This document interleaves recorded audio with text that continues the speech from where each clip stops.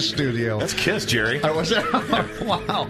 My brother and nephew should be here. Mr. Jonathan Amo just loves that stuff. And I hope you're out there listening. My family. Allie, got any family listening today? My in-laws, I know, are always listening. And my buddy Paul Primo, I found out yesterday, he listens every week. And if you're listening today, Paul, hey, bud. It's always good to give some shout-outs.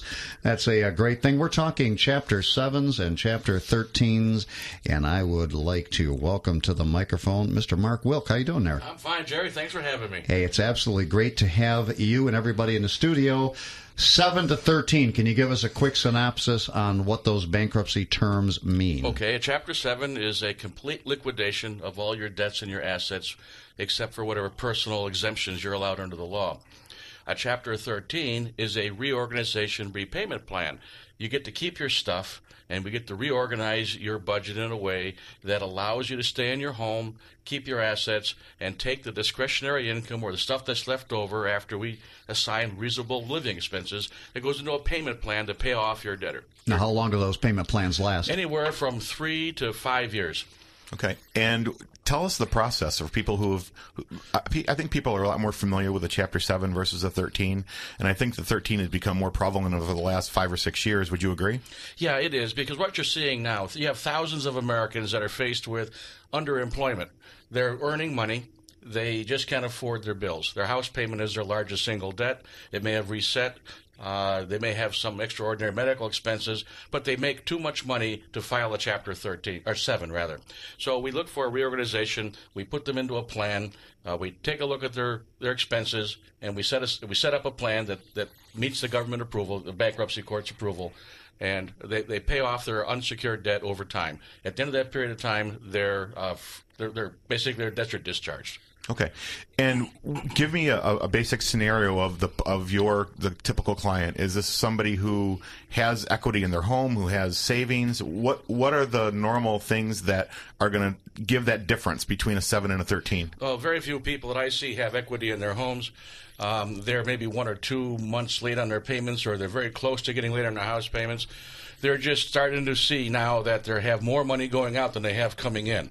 And most of that going out happens to be unsecured debt, or it could be a second mortgage or a second loan, what they call a HELOC, home equity line of credit. And combined with all those other things, they just don't have any money left.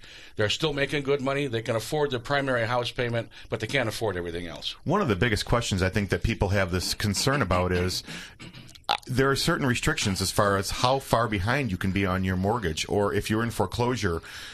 Give us some insight on how that works as far as when somebody can file a bankruptcy if they are behind on their mortgage. Well, you can file a bankruptcy anytime you want. There's no restriction on when you can or cannot file a bankruptcy.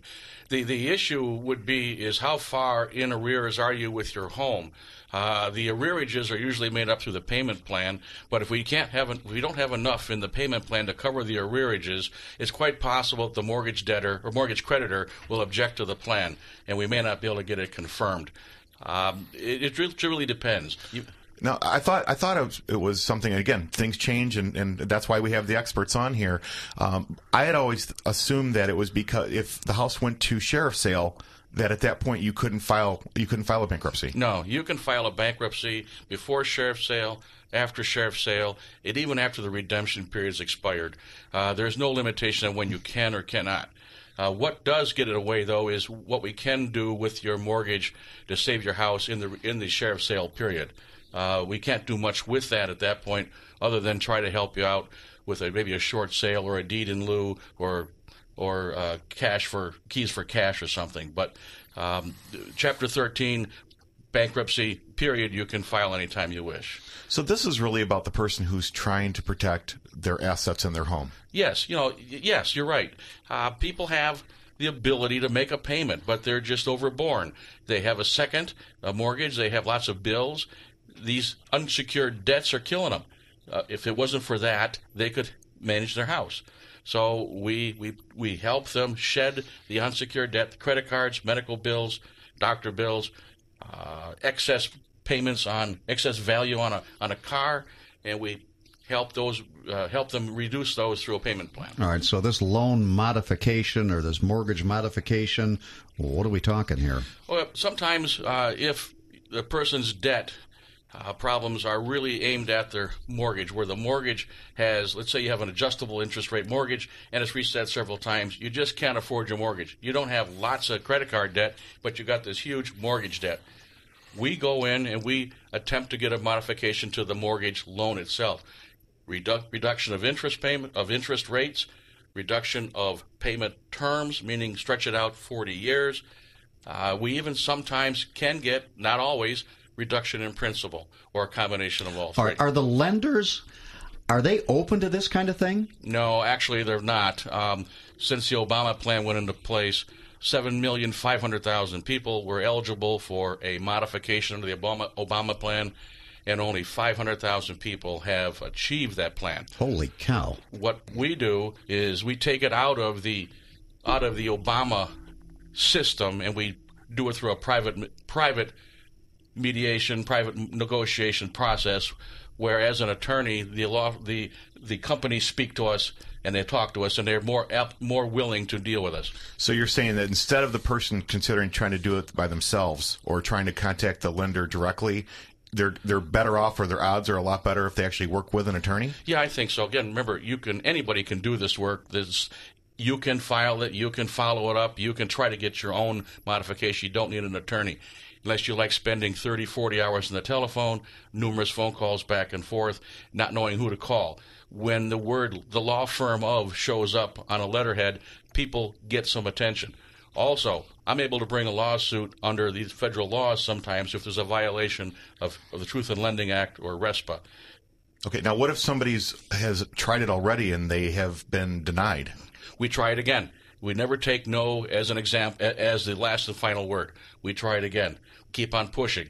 We may go out and try a different tact, but we try to find a way to get a person's mortgage knocked down to where they can afford it. I mean, that's huge. I think that, again, that would probably be something that we can bring out there, is that we know people who have tried it, and because of the Obama plan, they've been denied and been told that's not something that's even an option. But now there is a second chance that they have, that if they can contact you guys, they may have an opportunity. Yeah, there's an opportunity. Now, I'm not saying we're going to be successful in every case. Sometimes the reduction we get is minimal, but we try. Now, if we can't get a reduction that allows them to live in their house inside their budget, then we recommend the Chapter 13. All right. Well, I question on that. Now, you guys work in concert. We've got Kevin and Mark. You guys work together on this, 7s to 13s. How often do you communicate, or do you communicate when you have a client? Either one of you can answer that. We communicate on a regular basis. Oh, yeah, we're always in contact. If I get a client on there that it looks like that they need a modification, I say, hey, before we go the Chapter 7 route or whatever, I said, you got to talk to my buddy Mark.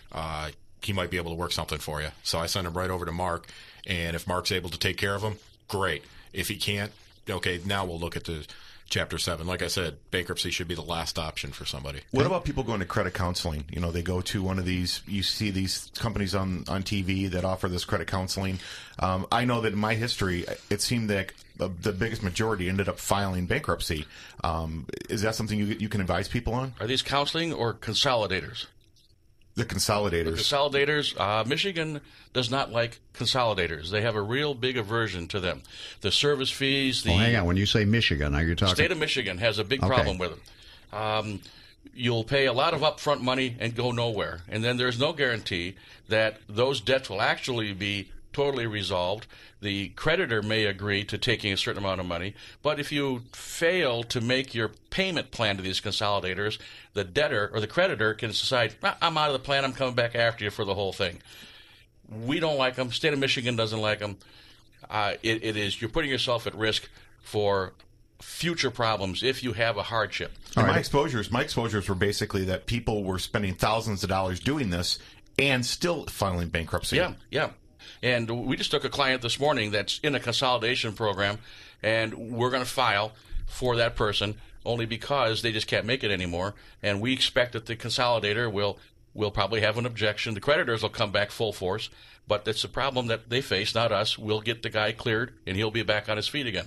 He sounds like he's like right on point on this. Notice how he sat up in his chair talking about this kind of stuff? These are the kind of people that I want working for me and helping protect myself and my assets. And if you have friends or family, again, that may have questions, these are the gentlemen that you'd like to talk to. And Mark, why don't you give us your phone number and your contact information? And by the way, if you don't get it, we will have this up on YouTube, so that you can listen to the show again if you need to, right? Correct. Now? Yep, it'll be out there. Okay. Mark?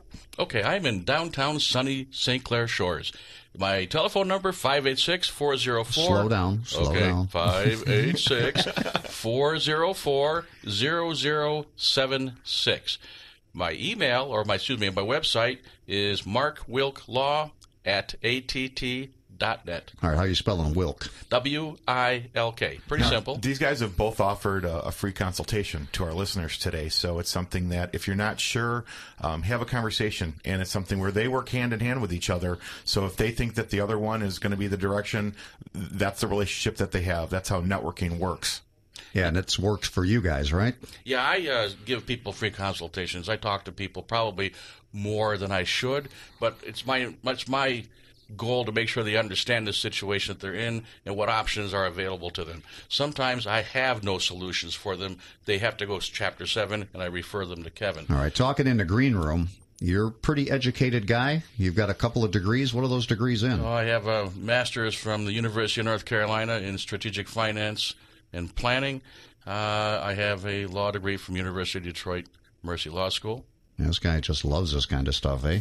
He's probably forgotten more than I'll ever know. That's why we do radio, Al, and that's why they do the smart stuff. So we're here learning. And again, we're going to have these interviews on our website, and you'll be able to click on this to get this kind of information. Yep. It'll be out there on YouTube right now. Our website's close. We're probably a week or so from our website being launched as well. All right. And Networking Squared.